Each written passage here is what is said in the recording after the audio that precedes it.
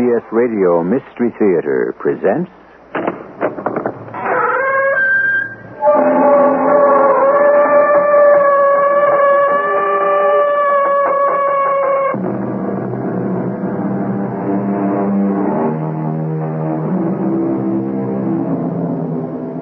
Come in. Welcome. I'm E.G. Marshall. The soul is imperishable, and so is its every fragment. Every delight makes its mark upon it. Every show of love colors it. Each pleasure leaves an impression. Likewise, all wounds, all shocks, even small cuts, scratches, and abrasions, all are preserved in the cracks and crannies of the human spirit. The story we're about to bring you is the story of one woman's spirit and its hidden places. Just for a second there, I thought I saw him. Who? He was swimming toward me. Who was it you saw? Larry? Or was it John? Which? Or was it somebody else entirely? Who was it?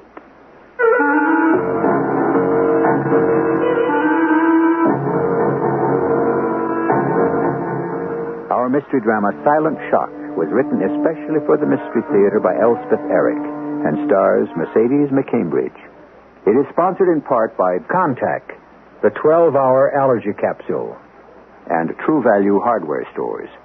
I'll be back shortly with Act One.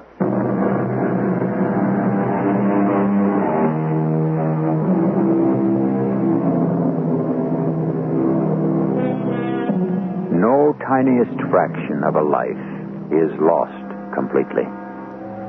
No slightest sensation, no vagrant thought, no dart of feeling, no flutter of desire dies until the life is finished forever. And, for all we know, not even then. Listen now to the story called Silent Shock. Oh, yes. I was so right to take this place. I can see the ocean from every window. The ageless, the indifferent sea. Who wrote that? Somebody. The crashing of the waves on the shore, like tumbrils ricketing down old cobblestones. Hey there, that's not a bad line. Where's my notebook? Here it is. And pencil. Waves like ancient tumbrils. Oh, no. It's no good. I can't unpack my heart with words. That's Shakespeare, I think. Yes, from Hamlet. Oh, why can't I write things like that? Unpack my heart with words. I'll never write a line that I can stomach. Oh, Lord, I'm stifling. I'm choking. I need air. Sea air. There. There. Oh, wash me clean. Fill my lungs. Cleanse my soul. Yes. There. Strongly it bears him along in swelling and limitless billows. Nothing before and nothing behind but the sky and the ocean. Samuel Taylor Coleridge. He wrote that. Oh, yes. This is the place where I can think things through, get it all straight in my head, get it all together. Isn't that what the young people say these days? Something like that, anyhow. If I were young, that's what I'd be saying. Do they know, the very young, that 30 years later they'll still be trying to get it all together? Better they don't know, or they'd give it up, because the struggle will grow tougher and harder, and they will grow weaker and wearier. Entree. Avanti. Come in. Oh, Mrs. Denham. Just thought I'd see if there's anything you need, Mrs. Gunther. Nothing, not a thing. Going to sing. Will you want a dress for dinner? Why should I? I've ordered fresh asparagus. Vinaigrette. Oh, then I really should dress, shouldn't I? Please yourself. Pale green, do you think, for the asparagus? Or a print for the vinaigrette? Whatever you say. No. Mrs. Denham, no. I think I'll have dinner up here. You're sure? If you have another of those charming little pink capsules. I brought you one. Oh, aren't you thoughtful? I'll get you a glass of water. Oh, Mrs. Denham, Yes, Mrs. Gunther. just how much am I paying you? What's that? How much am I paying you? Here's your water. And here's your little pink pill. Oh, thank you. Now, you're sure you don't want to dress and come down for dinner? No, I think I'll take a tiny nap. And then when I wake up, I'll make a few phone calls. Whatever you say. You're very good to me, Miss Denham. I'm so glad you came to work for me. And I'm so glad I took this place. I'm really very happy about the whole thing. That's good. I'm glad. For once, I did something right. So often I haven't. I'll be up after a while with your dinner. Thank you, Mrs. Denham. Thank you very much. Have a nice nap. Oh, Mrs. Denham, Yes, Mrs. Gunther? do you mind my asking, what's your first name? It's Harriet, Mrs. Gunther. Harriet. That's a nice, dependable name. Would you mind very much if I called you Harriet? No, I don't mind. And what's the name of the yard man? Who? The yard man, the man who works around the garden, the man who cleans the beach and drives the station wagon and all that. Oh, I believe his name is Casper. Casper Royce. Casper. Not such a dependable name. Do you think? Well, I don't know. After all, it's just a name. My name's Catherine. I know. Would you call me Catherine? If you like. Sometimes I'm called Kathy. Sometimes lately, not too often, I'm called Kate. Which do you like best? To begin with, would you call me Catherine? I know it isn't strictly proper for an employer and an employee to be on first-name basis, but, would you? Of course, if that's what you'd like. Thank you, Harriet. You're welcome. Catherine? Rest well, Catherine. Thank you, Harriet. The gaudy, blabbing, and resourceful day is crept into the bosom of the sea.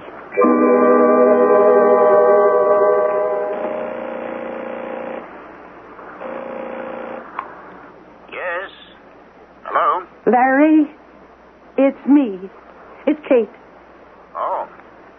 Oh, yes. Guess where I am. Where? The most beautiful place you ever saw. Right by the ocean. I can see it from my window. Must be beautiful. And hear it day and night. You want to hear it? I'll take the phone over to the window. There. You hear it? Do you hear it? Yes, I do. It must be quite a place where you are. Oh, it is. It is. It's terribly expensive, but who cares? Not me, I assure you. Larry, Yes, Kate? do you miss me? Oh, say you do, even if you don't say that you do. I need to hear you say it in the worst way. Larry, are you there? I'm here, yes. You're not still brooding over that little quarrel we had, are you? Which one was that? The last one, of course, when you stormed out of the motel.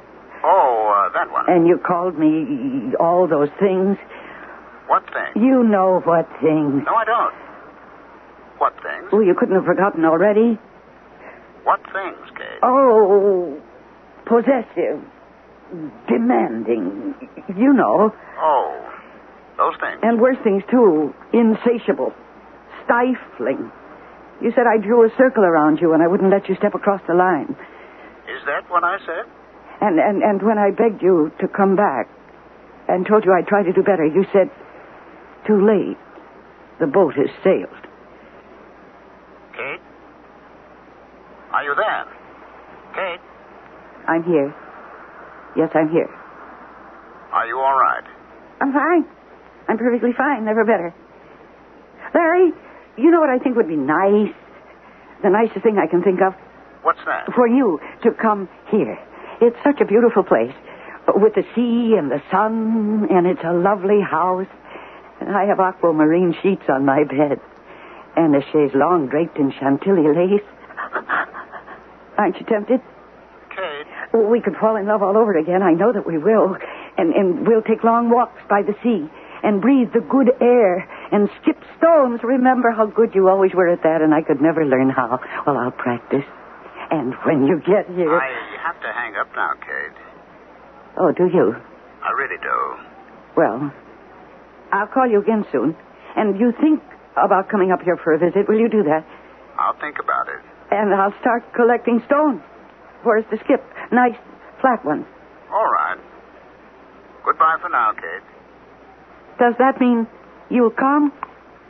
Oh, he hung up. Well, I guess I said everything I had to say. After all, what is there to say to someone who was once your lover and isn't anymore? And when she took unto herself a mate, she must espouse the everlasting sea.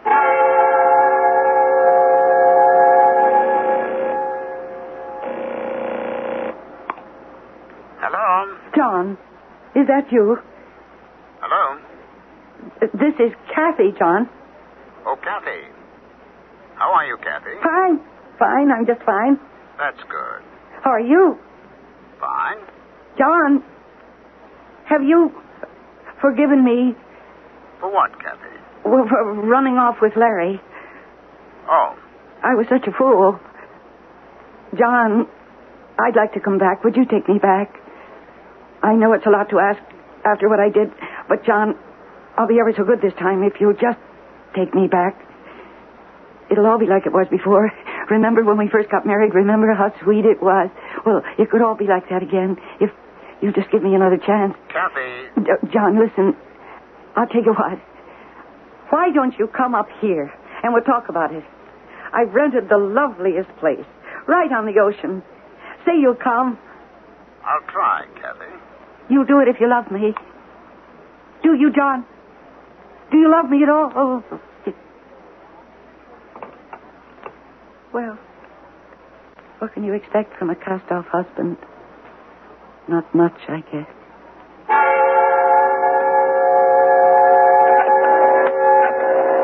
Father, be there, please.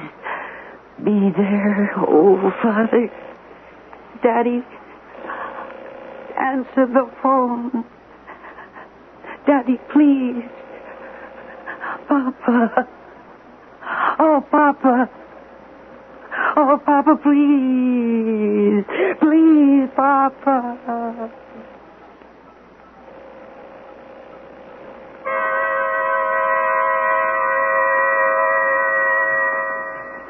There's more asparagus. I'll have some.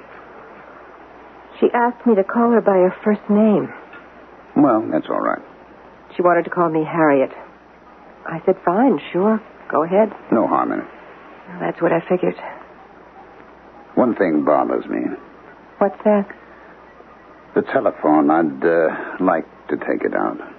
She doesn't use it much. Yeah, but when she does... It bothers you? Well, it's not that it bothers me. It's just that I can't be absolutely sure of answering it myself. No, I suppose you can't. And I can't trust anybody else to answer it. You know what I mean. Ships that pass in the night and speak each other in passing. Only a signal shown and a distant voice in the darkness. So on the ocean of life we pass and speak one another. Only a look and a voice. Then darkness again. And silence. I'll be back shortly with Act 2.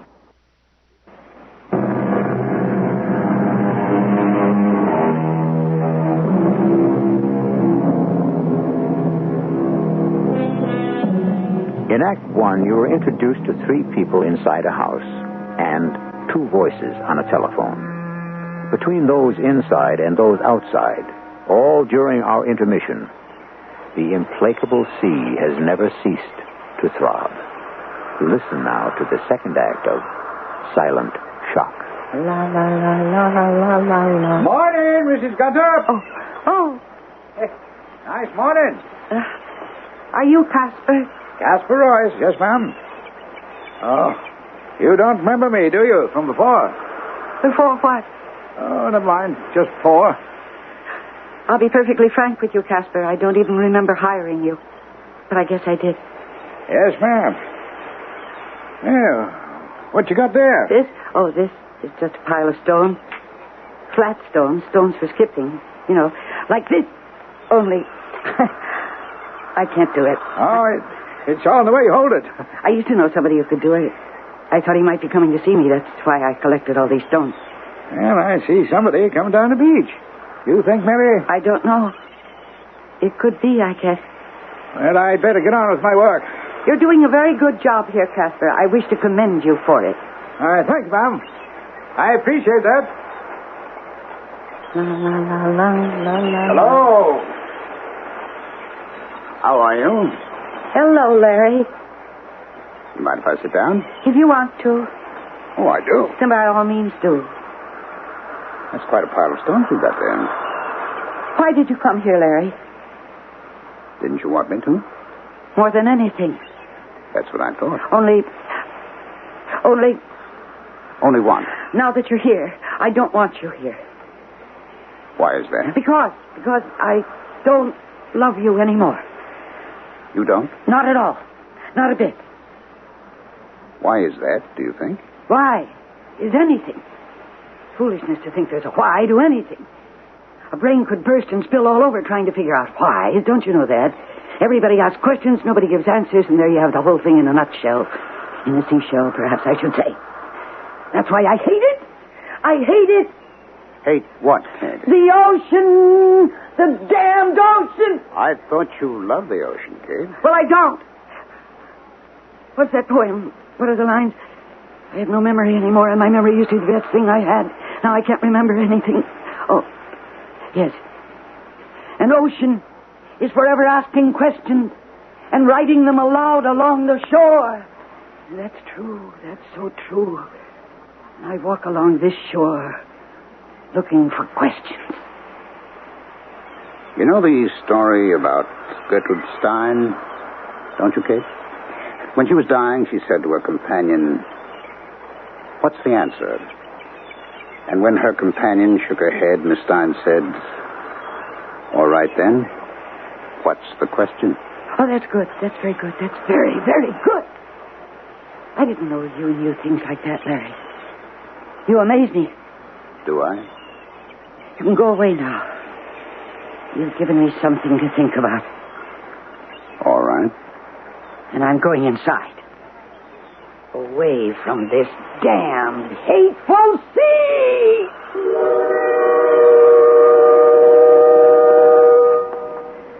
Any progress? I think so. Some.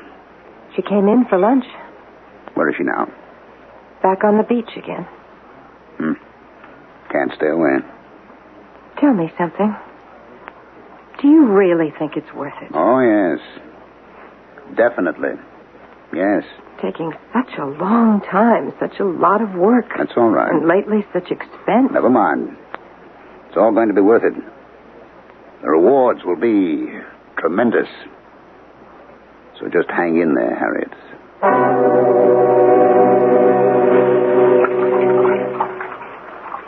Afternoon, Mrs. Gunther. Oh, Casper. Hello. Yeah, she's still calm. Good for skipping stones. Oh, I don't care about those anymore. You want me to clear them away? No, leave them. The sea will take them eventually. The sea takes everything eventually, so just leave them there. You enjoy wading in the ocean? I like it. Anyway, it's something to do. You ever go swimming? Oh, no. No, I can't swim. Nobody ever taught me. Not hard to learn. Not if you're young, maybe. I didn't learn till I was 50. And I'm pretty good at it. Really? You mean that? Oh, I could probably teach you if you'd care to try. Well, I don't know. I'm afraid of the ocean. Nice calm day like this one. Nothing to be afraid of. It's funny, just this morning, I thought I hated the ocean. But I can't stay away from it. Don't you think that's peculiar? Oh, I don't know if it is. Do you know Lord Byron's poem? I don't know any lords, and I don't know much about poetry either. Lord Byron was an Englishman, 18th century. His real name was George Noble Gordon. What's the poem? And I have loved thee, ocean, and my joy of youthful sports was on thy breast, to be borne like the bubbles onward. From a boy I wantoned with thy breakers, and trusted to thy billows far and near. and laid my hand upon thy mane, as I do here. That's very nice. And laid my hand upon thy mane. Imagine writing that.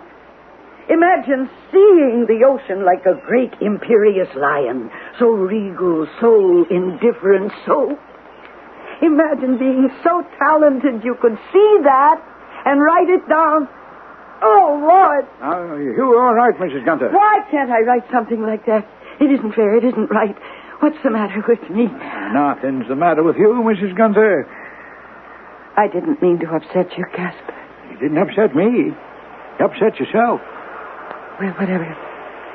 You go on about your work. I'll play around in the water for a while longer. All right, Mrs. Gunther. Don't go out where it's too deep. I won't. Don't worry. Entrusted to thy billows far and near, and lay my hand upon thy mane, as I do here. Hello. Hello. What do you want? Just to talk to you, that's all. I don't know what we have to say to each other, John. I thought there might be something. I thought there might be too when I called you, but now I don't think there's anything. What made you change your mind? The way I've been feeling lately. Tell me about it, Catherine. Don't you dare call me Catherine. Don't you dare! You never called me Catherine, never, so don't start now. I'm sorry. I have never given you permission to call me Catherine, never. Kathy, that's okay, that's all right, but never Catherine. Is that understood, John? I said I was sorry, Kathy. There's a fog rising, I think. Yes, it looks that way. Maybe we should go inside. Pretty soon the foghorns will start up. Do you see what I see? I don't know. What do you see, Kathy? A ship. A big ship. I don't see any ship. You never saw any of the things that I saw.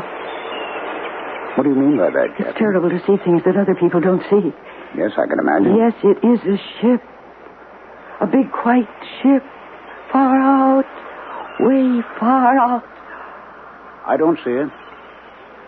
The fog, probably. I can see it through the fog. That's the difference between you and me. I can see through fog and you can't. You only see what's right in front of your face.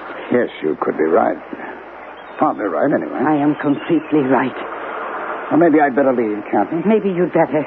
In fact, I'm sure you'd better.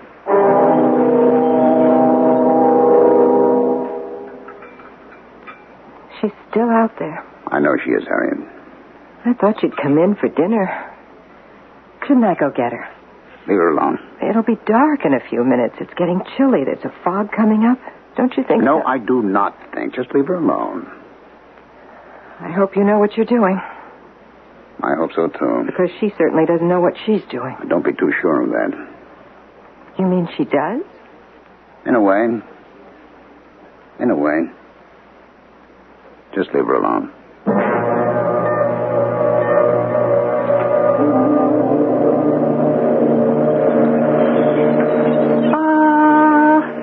I knew it. A ship. It is a ship. It is the ship. Oh, I've waited so long, so long. It's coming through the fog. It's there. It's there. I only have to wait. It'll come closer. The fog will lift. At the very least, the fog will part, and I'll see it. Big and white and powerful and majestic. Sailing strong, serene on the breast of the sea. It's closer. Coming closer. I've only to wait and it will...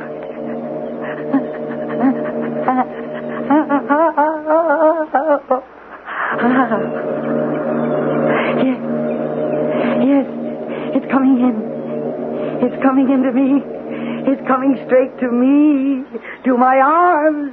Straight to my arms. Oh, beautiful. Father, I'm here. I'm here. Father, I'm right here.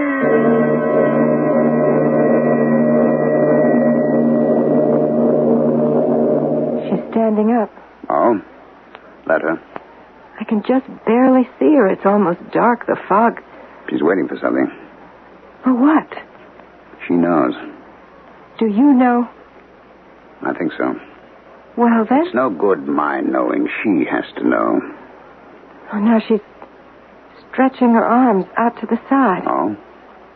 She's moving, taking a few steps toward the water. Oh? She's going into the water. Let her. No, I won't. I'm going to stop her. Leave her alone, I'm going to Harriet. open the window and call to her. At least I can do that. Mrs. Gunther? Mrs. Gunther? Leave her alone. Father! It's Catherine! It's Catherine, Father! She's walking too far out. Father! It's me! It's me, Daddy! Mrs. Gunther, stop! Come back! Papa! It's Catherine! We can't let her drown. Here, Papa! I'm going to stop her if you won't. I know you're not. It is wrong. It's Catherine, Papa! I'm here! She's over her head. She is. I can't stand it. I can't. Wait. Be quiet. It's all right. I've got her. I've got her, Doctor. It's all right.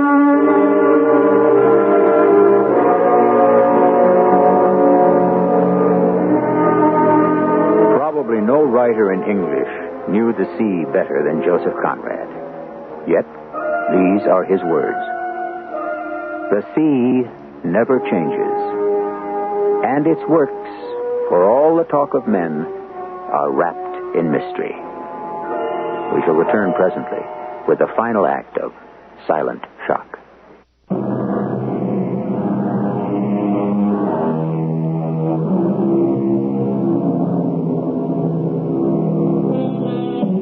When we left you at the close of our second act, it is with some words of Joseph Conrad. As we begin the final act of our drama, we think it fitting to quote the great Polish writer again. I have known the sea too long to believe in its respect for decency. Yes. Come in. Oh. Hello, Doctor. How are you feeling? All right, I think. Strange. But I'm all right. No cold or sniffles or anything like that? Should I have?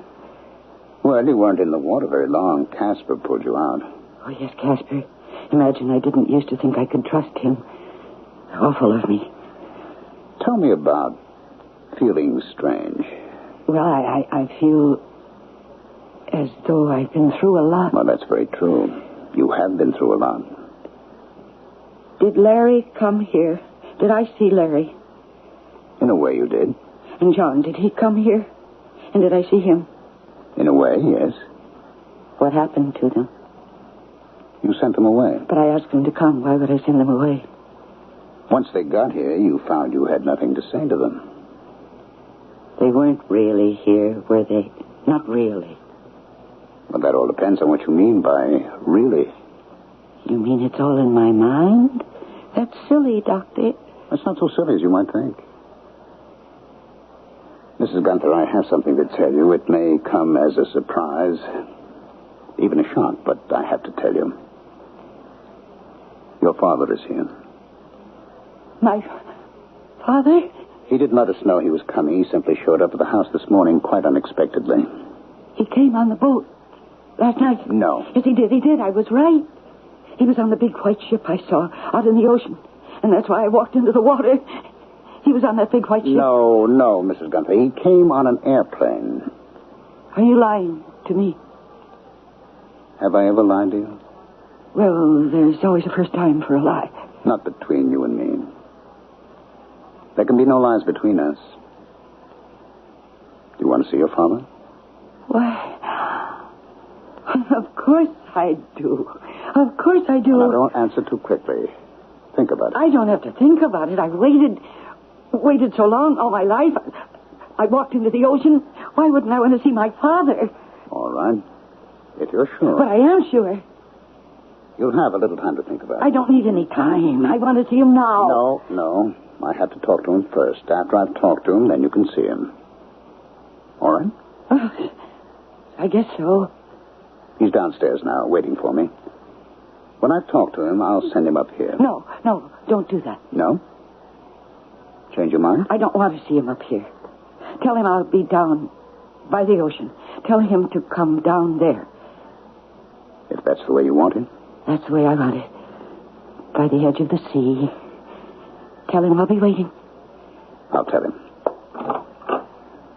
Oh, Mrs. Gunther, you like poetry, don't you? Poetry is my passion.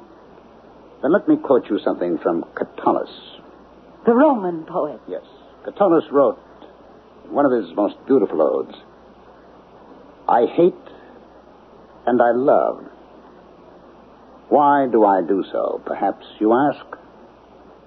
I do not know. But I feel it, and I am in torment.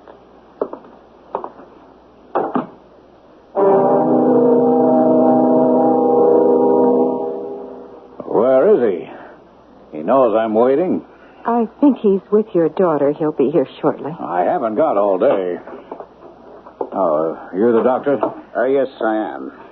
You've met my wife? Yes, we've met. Please sit down. Take my chair. I'm here about these bills. I've just come from your daughter's room. Yes, your wife said that's where you probably were. Wouldn't you like to know how she is? How is she? She's improved. She's all right? I didn't expect that. I didn't think she'd ever be all right. I didn't say she was all right. I said she's improved. Well, how much? Improved how much? Some. You realize, don't you, what happens if she's ever really, really all right? Yes, I do. Tell me something. How does she happen to be here? When I went to England, she was at Edgeworth Sanitarium. It wasn't until I began to get these outlandish bills of yours that I knew she'd been moved. I wrote you about that. Well, you only wrote me that the sanitarium had been closed down. And that my wife and I had taken Catherine to live with us. I was her psychiatrist at Edgeworth, and I thought she had a good chance for recovery. Complete recovery? That remains to be seen. But I thought when she came here that it was just a temporary thing. I trusted you to take care of everything. The other patients at Edgeworth went home to their families, or institutionalized elsewhere by their families. When we looked about for Catherine's family, where were you? Well, I was in England, you know that, in London. I moved my business there after, well, you know. You know everything that happened, I'm quite sure. Well, that was 15 years ago. You stayed in London for 15 years. No one's heard anything from you in all that time. Unless you call a monthly check, hearing from you. And for the last few months, we haven't even had a check. Well, because your bills got idiotically exorbitant. Look here, look at this. $1,000 for the services of a man named Casper Royce. There was never any charge like that when she was at Edgeworth. What could a man do to earn $1,000 a month? Well, for one thing, he could save your daughter's life. We brought Casper here from Edgeworth. He's a good man, and he developed a fondness for Catherine, as we had. He was assigned to keep an eye on her at all times. And last night, he rescued her from the sea. She tried to drown herself? She tried to find you. Oh, forgive me, Doctor. I'm not up on all this psychiatric mumbo-jumbo. I'm a simple man. Now, let me try and make it a little clearer for you. The last time your daughter saw you was from a pier in the harbor. You were on a large white ship. She waved you. I suppose you waved back. I hope you did. And the ship sailed.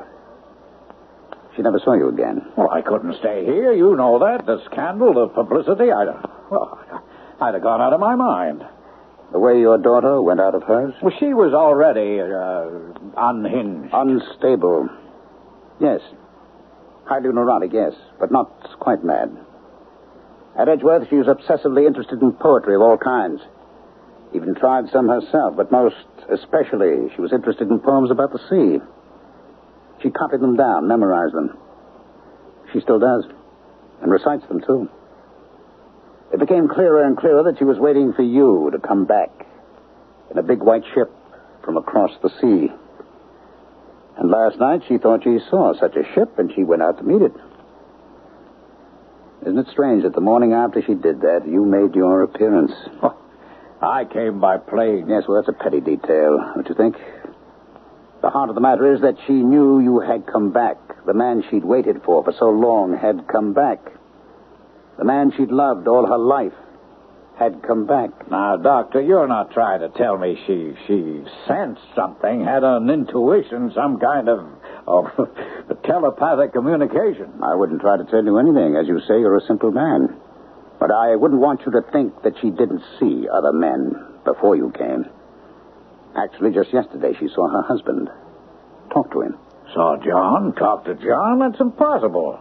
I happen to know John's in Bangkok. He got married about 10 or 12 I didn't years say ago. he was here. I said she saw him. Talk to him. Well, if he wasn't here, how could she talk to me? She thought you were John? In psychoanalysis, the doctor's always a surrogate, a substitute, a stand-in for someone else. We never quite know how the patient sees us. If the patient ever sees us at all as we really are, as anything but some familiar figure from the troubled past.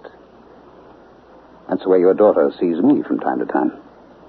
Well, yesterday she saw me not only as John, once her husband, but as Larry, once her lover. Larry? Larry's dead. Yes, Larry's dead. He's been dead for 15 years. I know. She shot him. She shot him dead in the middle of a quarrel. I know all that. Well, if she ever gets out of here, and if she's ever declared sane, good Lord, she'll have to stand trial. Do you realize that? She'll be dragged into court to stand trial for murder. I realize that. And you can't let that happen.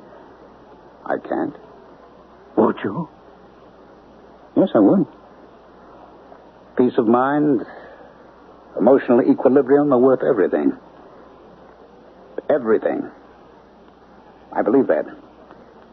I believe it's worth every penny, every sacrifice, every effort. It's worth giving one's life for. I believe that, or I would not be doing what I am doing. I can't protect my patients and the other people in their lives, but I can work to protect them from themselves.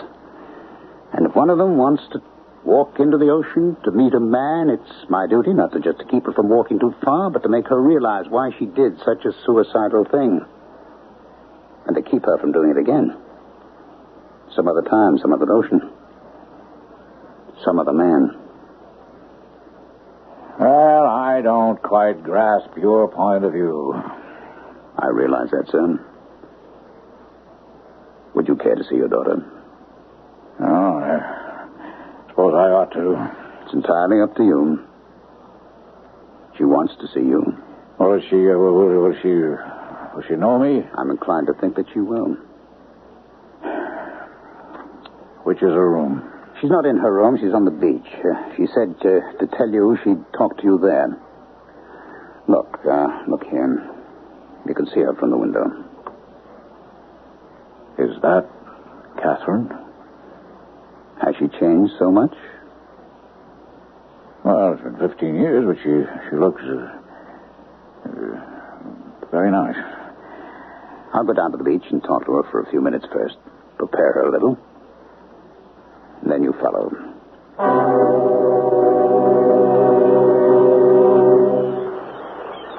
Mrs. Gunther? Yes, Doctor. It's a beautiful day, isn't it? Where is he? He'll be along in a minute or two. That's quite a pile of stones you've collected there. Oh, these, yes. I wanted to learn how to skip them over the water, but I'm no good at it. How does he look? Older, but you'll recognize him. It's been a very long time. Yes. There he is now, coming along the beach. Is that my father? I told you he'd changed. Yes, he has. A little. More than you have. How do I look? Do I look, pretty? Very pretty. That's good. I want him to like me. Catherine? That's my father. That's Daddy. Catherine, my dear. My papa. Damn him! Damn him! Get away! Get back! You're a traitor, a deserter, you're a betrayer, you're foul, you're a monster! Go back! Get out! Now put down the stones, Mrs. Get out! Go away! Go back! Go back! Stop! Stop it, Mrs. Gunther. You're stoning the man. Stop it now! Stop it! He left me. He went away, and he left me when I needed him the most. I loved him, and he left me. He's my father, and he left me. It's all right. It's all right. He's gone. It's all right now. I hate him. I know. I want him dead. I understand. And tomorrow we'll talk it all out.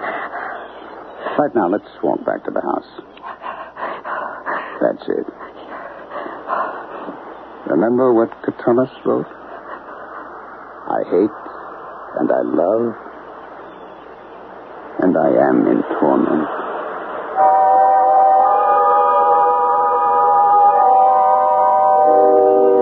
So the final word is by a Roman poet named Catullus, who lived in Sirmione, a peninsula stretching out into the beautiful Italian lake called Garda.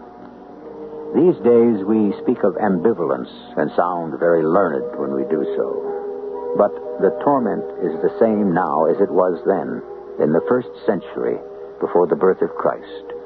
And who knows how long before that. We suspect to the start of civilization. I'll be back shortly.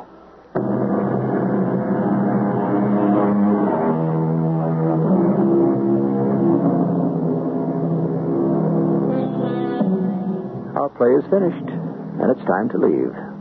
In perpetuum frater ave atque valet. Those, too, are the words of Catullus, but in the original Latin, and they translate, forever, brother, hail and farewell. But we can alter them slightly for the purposes of our little show. Till the next time, brothers and sisters, hail and farewell. Our cast included Mercedes McCambridge, Ralph Bell, Terry Keane, and Ian Martin. The entire production was under the direction of Hyman Brown. This is E.G. Marshall inviting you to return to our Mystery Theater for another adventure in the macabre. Until next time, pleasant dreams.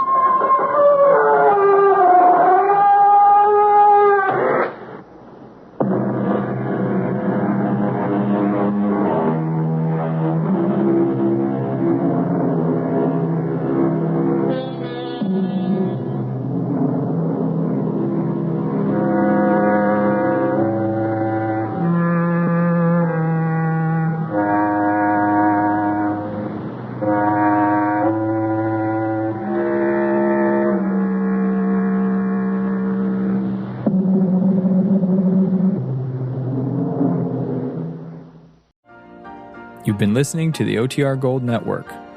Find more classic radio at otrgold.com.